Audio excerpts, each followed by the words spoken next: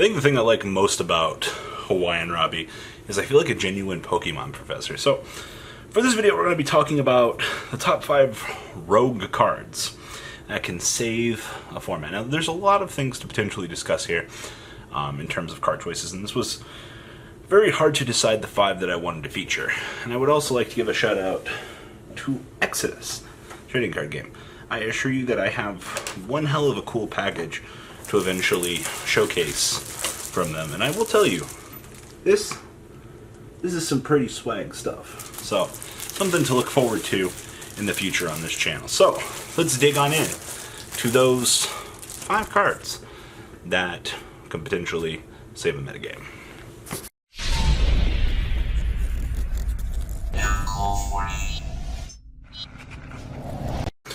Alright, Professor... I don't even know what the hell to call me. Professor M for M Cole 40. You can call me Professor 40 for short. It's not like an alcoholic beverage or some shit. Anyway, we're going to be talking about the top 5 cards that can potentially save a metagame. Now, a lot of these are going to be determined by side deck choices, things like that. The first one is going to be our friend, DD Crow. Now, the first thing I do want to say about Crow is very dependent on the format. We recently got a way to search for Crow in the form of the level 1 Lyrical Lucinia Exceed monster that gives you the ability to detach material, search for a level 1 Wing Beast. I don't know if it has to have the dark restriction on it or not. I don't think it does. But you search for DD Crow. Now, DD Crow's been around for a very long time in the game. Probably one of the oldest hand traps we have next to Karibo. He's from like the 5Ds era, if I recall. It was like Storm of Ragnarok or some shit. Maybe it was Strike of Neos.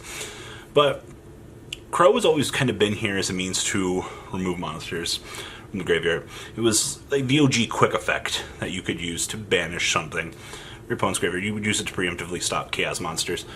You went so far as to remove this commander from the graveyard. Now, Crow's kind of long since faded out and kind of shows its ugly head depending on how bad the format is developing. I wanted to put Crow on this list because it's one of those cards that, depending on how the format is degenerating, will probably show back up as a hand trap somewhere along the way. So I gotta give it to DD Crow. Crow has saved more formats than I can count, even though his card effect and card text is a little bit outdated, especially just being able to remove 1. I'm sure at some point we'll get another crazy one to banish 2 monsters from the graveyard, but something very interesting to note, Crow is the savior that many formats need. Now, next one is going to be a Mind Crush. Now, Mind Crush is a very interesting card, because this card really only saw a lot of play during degenerate formats where we had to snipe something out of the opponent's hand. And the card kind of fell off the map for a little while, card prices started going down, and then we started heading back into, as you might know it, the more recent Trickstar format. Now, in the past, as I said, this is a card that trap cards are a bit slower at times. We understand this, but being able to make an accurate metagame read on what your opponent is holding in their hand is extremely critical in a lot of metagame situations, and I think sometimes having Mind Crush as a means to snipe out a potential disaster waiting to happen for you is very, very powerful. Or even so much waiting for your opponent to reveal Trickstar Licorice in their hand with a second Licorice, reveal Mind Crush, call out both. Mind Crush also, once again, that revealed card information too. You used to use this in combination with Trap Dust Shoot. Trap Dust Shoot your opponent's hand, and then you would use Mind Crush to snipe away a spell and trap card, because Trap Dust Shoot only gave you the means to hit monsters. Also now in the current age, being able to potentially snipe something that your opponent adds off of an Assault Day. But Mind Crush is a very powerful card that has the ability to save a format just because of how things are shaping up. Depending on how card information is inflowing into the meta, depending on how your opponent is resolving certain card effects. I definitely have to put Mind Crush on this list just because, 1, the ability to take away things, 2, the ability to look at your opponent's hand and receive more information. The power behind Mind Crush is a lot more than I think people remember it having in the older days. And I think the card has only genuinely got better through time. So there is that. Something interesting to just kind of take note of from there. Now, the next one is actually kind of interesting. I'm going to put Ghost Reaper on this list. Now, I've seen Ghost Reaper from the aspect of more roguish decks. Now, when I say cards to save the metagame, I mean the potential to shut off combos that your opponent can possibly engage in. That's the thing that we've seen. We've seen Ghost Reaper being able to shut down Pendulums, ABCs, Sky Strikers even. So, had Ghost Reaper existed in previous formats, oh my god, I would not be shocked to see the power of this card. It's more of a new era hand trap, and I definitely assure you, going forward, forcing you to play a certain extra deck card in your deck really doesn't hinder you all that much. If you're planning to play cherries, you kind of make the subconscious commitment before the game begins to build around that. And I think cherries is only going to be a card that will see more play, depending on how, once again, metagame progression is built. If a meta is defined more, then being able to remove a certain problematic card from the extra deck will be good. Now, if it turns out to be a Listogasm situation, we could potentially see Ghost Reaper getting hit at some point, but I don't want that to happen. I think Ghost Reaper is a bit healthy in its current iteration, but she's a hand trap, she has the power, and they actually restricted her to your opponent having to have more monsters than you. So you just can't throw it out right away and try to punish your opponent. No, they balanced it to some degree, which I think was a very good call, planning for the future of the card. So Ghost Reaper definitely being one of the better cards to save the future of the game of Yu-Gi-Oh! Now, the next one, a lot of people are going to disagree with me on, and that's absolutely fine, but I wanted to put Goes in Match, and we're going to also mention Rivalry here, but we're only going to show Goes in Match. Now, people hate Floodgates. Cheers, I understand. I know how much everybody hates them. But how many times can you count that because Goes in Match or Rivalry has existed, it's allowed another deck to become the forerunner? Goes in Match and Rivalry saved my asshole during wind-up format.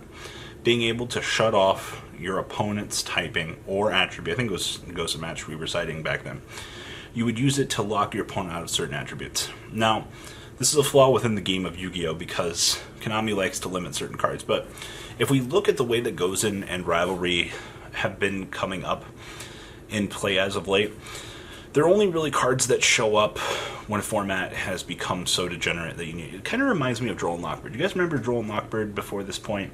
Droll was a card that you would use to stop super degenerate decks, and it really wouldn't see play in the current meta. Well, I'm going to make the same comparison to Goes in Match. Only shows up in degenerate situations. It helps slower decks get a lot better. Now, I know people, like I said, hate Floodgates, but forcing your opponent to slow down their deck in a format where the deck hasn't been checked in on a ban list, I feel is almost fair. And it's not like there are a lot of these cards running around. And I still expect Gozen and Rivalry at some point in their life to eventually get restricted. But they are the heroes that we need in very dark times. And I'm not going to be the first one to admit that they're extremely broken cards, but you know what? Teach their own. So, Degenerate Floodgates, they definitely help save the game at a lot of different times. Now, the last one I'm going to talk about, and this one is a little bit more of a sleeper, and I'm going to give it up to the potential for Time Lords. And the big one we're going to talk about is the Water Time Lord. So, the current TCG doesn't have a mass way to remove back row besides cards like Twin Twisters, which is a 2 for 2 at most. Something like Heavy Storm Duster, which is a trap card. But we don't really have anything. We didn't have anything like Harpy's Feather Duster until they released the Water Time Lord. And in the Water Time Lord's time, he saw a good chunk of play. And I think after things kind of started separating a little bit, players kind of started deviating away from it because we started leaving that back row heavy format. Now, if we return to a back row heavy format, or even a threat that some sort of monster exists, they made the Time Lords this essential arsenal available to you to kind of answer these really weird situations that you might be presented in the game of Yu-Gi-Oh! With. It's kind of weird, actually. The Time Lords themselves in their own deck is a bit questionable, but when you separate them from their own deck, you have these potentially good side deck cards. And I definitely got to give it up to, I think it's Zaphion. I think he's the water one. He's the one that bounces, clears off back row, which is value town. I can't believe, like, even in like the beginning of him, Zaphion's kind of just been a power card, but strictly dependent on the format. And he does have the potential to save a format from a very, very dark era. I would be shocked if we didn't see the return of Zaphion in some sort of weird variation of the game of Yu-Gi-Oh! Depending on where things kind of settle up. It's easy to check the Time Lords, though. So that is all I have for the top 5 cards that can save a format. I went through this from the aspect of potential side deck cards, cards to check certain issues, and I'm definitely not disappointed with these results. So do you guys agree? Do you disagree? Please leave a comment down below. Tell Professor M what you guys think, and fucking Akuda Matata. I'm out, guys. Peace. The ride never ends, guys. Make sure you enable those notifications to get the latest videos that are being posted on this channel. Make sure you guys check out VanCole40 for my Cardfight Vanguard channel. And join me and House of Champions on the Zodiac Duelist TV Twitch stream.